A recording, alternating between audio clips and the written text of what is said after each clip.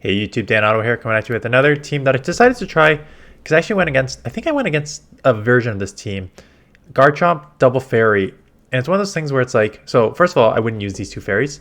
I think they're better fairies in this meta if you have them built. I think Florges is the top ranked for a reason. I just think because Fairy Wind just gets you a ton of energy generation, so you can just spam the fairies type fast moves or charge moves, and then Primerina is a fairy, but is also half water. So it's a nice, if you're going to run an ABB style fairy team, Primerina is actually a pretty good safe swap because you can still do the charm damage if you want. But then if you get hit with a Metagross, you're still half water, so you only take neutral. It's still a losing matchup, by a pretty bad losing matchup, but it's not as bad as these other fairies. So if you want to run an ABB style fairy team, like those are options. togekiss is a good answer too because it has the flamethrower. Yeah, at least it's super effective on your steals, which are going to be the hardest punishes, right? Metagross and Excadrill would be the hardest punish, so you can still throw flamethrower there. And then I used Sylveon because it's the only one I had. Charm, Psyshock, and Moonblast. This team is a little... So the how you play ABB style teams is basically you'd hope you see whatever on the lead. You switch to one of your fairies, togekiss or Sylveon, draw out an Excadrill or a Metagross, lose that matchup, come in with the Garchomp, take that matchup, and then hopefully your other one will roam free. It worked and it didn't work. It did not work because Dragonite Double Steel, I think, is one of the teams I saw. That's a very common lineup in this meta, so you could just get destroyed there. The other thing that kind of doesn't work is because there are a lot of other, let's just play the battles because there are a lot of other, I'll show the other loss too, just Pokemon that can still do okay. Like if you have an extra lead here and a Metagross in the back, you're in trouble, right? But this is a good lead for me. I'm only running double nukes here, Earth Power and Outrage. So I think I build up right before they throw the move here and throw the Earth Power. Is this one that doesn't shield? I think I played a couple. Yeah, so it doesn't shield, get the nuke, and we have Machamp coming in, and so I get it right away, knowing that if you have, let me just stop this there because it's actually kind of like a lesson. ABA style teams. This is an ABA style team. So it is a Steel in the lead, Excadrill, Magnezone in the back, and the, what just came in to be the Garchomp. Machamp. It's not like a true ABA, but essentially it's an ABA. Yeah, it's an ABA because I guess your main weakness would be no, because Garrett. Anyways, when your opponent stays in like that and was otherwise not a great matchup, like Garchomp easily takes that matchup against Excadrill. So I took one Joe run fine. I got off Earth Power. If they shielded, I would have won the one shield too because I would have got to the second Earth Power before I got to the third Joe run. So if your opponent is staying in that matchup and then comes in to usually a hard punish, but that wasn't a super hard punish, but to punish you with the second one, it is likely they have something in the back that does not want to see the first Pokemon. So that is why in this matchup, I have an ABA anyways. So that's why in this matchup, I knew that it's likely like an ABA lineup. So I have to draw out the Steel. I'm going to get destroyed here, but I'm going to come in here because I kind of throw a Flamethrower and threaten it. And then my Sylveon will be able to wipe up quite easily. Even if it's a wild charge, that's fine. I just let it go because I can just farm down. So goodbye. Even if I need to shield, come in here, farm. I will shield if I need to. Actually, I'll just throw the move because I know I have Sylveon. That Machamp has nowhere to go here. But that's just kind of like team recognition. I think team recognition is probably going to shield. I think they are now realizing that I'm running an ABA line and they need to try and grab shields here or take me out. Either way, I'm just going to shield, have a move, throw the charge move, and then I'll have a fairy. And they know it's over. So good there. Bad lead here. So I'll go into Sylveon. I don't know why I went to Sylveon. I think it's just because like my togekiss has 14, 13, 14, and they're already going to have a charm advantage. Something like that probably doesn't make sense to go into my own, which is why I went here. They throw, so I shield. I'm surprised they threw the crunch and not an Aqua Tail. Maybe they're not running Aqua Tail.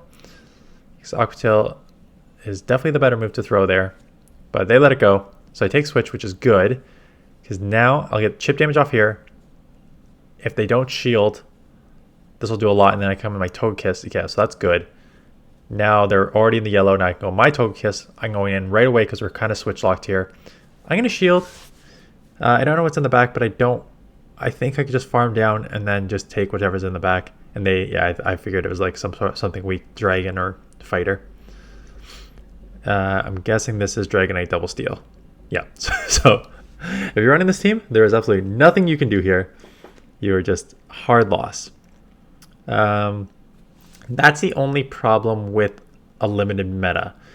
It's one of these things where this team works as long as you don't see the steals. But the steals are everywhere because Metagross and Exegil are sort of cores in the Master League Premier Classic because there's only like, what, 10 to 15 Pokemon that everyone uses, right? So nothing you can really do. And then Garchomp, like still, Metagross is such a beast. And it will be on my... I'm debating when to show that team because I'm using it right now. I got it full credit to... Maybe I'll show it Thursday morning because I'm going to run it right till Wednesday night. Full credit to my faction team members. I was down, like I mentioned, to like 2,300 something in the Ultra League Holiday Cup. So I was down really, really low. And I used a bunch of teams. Actually, this team I used after, quite honestly, but just to get more content. But I used like the Clunkdoor Togekiss core that you saw yesterday, or whenever I posted that. You saw I used the double high horsepower team, everything. And then one of my factions teammates says, you should use this lineup because I'm doing great with it. So I said, okay. And I've played 2 days plus 3 sets. I've played 13 sets with this so far. And I've gone positive 11 sets. And I've ran from 2365 to 2670 right now. And I'm at a 4-0 in a set right now. Like, it's such a good team. It's, again, it's basic. I don't want to say it's basic, right? Because there's 15 Pokemon to use, and it's 3 of those 15 Pokemon, right? It's not like off the board or anything. It's just like how it's structured, and the Pokemon just worked so well. So I will showcase that. Like I said, Wednesday afternoon or Thursday morning. I've undecided how I want to do this yet, because I've got, I got the core of Excadrill and Gyarados going up. I've got this going up. I have one with Magnezone I need to show, and then I got this all-star team. So I got, how many is that? Four teams to do in either 2.5 days or 2 days. And then Thursday is the league switchover. So Great League, Ultra League, Master League next week. Figure out what I want to do there. Snorlax is an interesting Pokemon because if you have a Snorlax, it's not on my team that's dominating. If you have a Snorlax, though, I think, like, my Snorlax, Shadow Snorlax is terrible IVs. It's like 14, 10, 12, something like stupid like that. It's really, really bad. But if you have a good Snorlax, I think it's one of the best in this league. There's not a ton of fighters. In this matchup, like, you're still hanging in there. And they take me out. Like, they flip switch here. Against the Excadrill, you can land a superpower to take it out. Against the Metagross, you're doing super effective licks. Against everything else, Gyarados, you win the matchup because you body slam spam ahead of their Aqua Tails, which don't do much to you. So if you have a Snorlax, I would definitely suggest using it in the couple days that we have left here in this league. Just don't use it against me because one of my Pokemon can handle Snorlax. The other two do okay against it. I think lose, but do okay against it.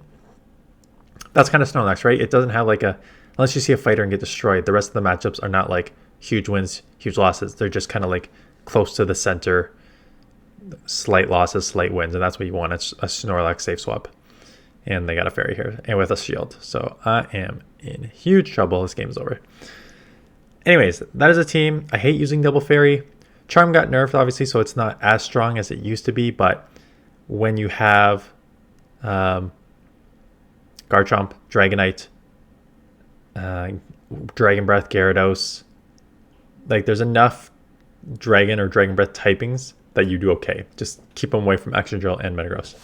Anyways, that is it. Stay tuned for a bunch of other videos. So expect some maybe in the afternoons, like 3-ish Eastern Standard Time. And that's it. So I appreciate the thumbs up, appreciate the comments, and subscribe if you're new, and I will see you guys in the next one.